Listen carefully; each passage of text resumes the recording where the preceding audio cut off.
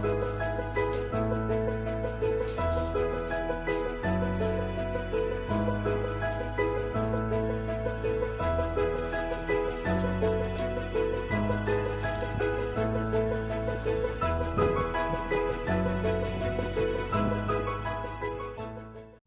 పేరు అశోక్, మా నాన్న పేరు పరమయ్య, మా అమ్మ పేరు ఎల్లమ్మ.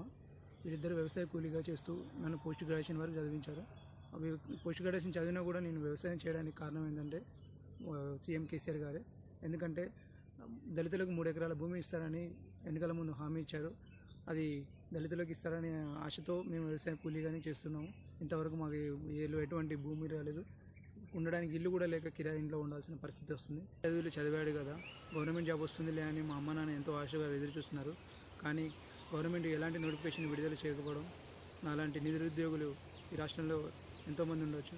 కనీసం 3 ఎకరాల భూమి ఇచ్చినా కానీ మేము వ్యవసాయం చేసుకుంటున్నా మా తల్లిదండ్రులు సుఖంగా పోషిస్తానని చెప్పి మనవి చేసుకుంటున్నాను.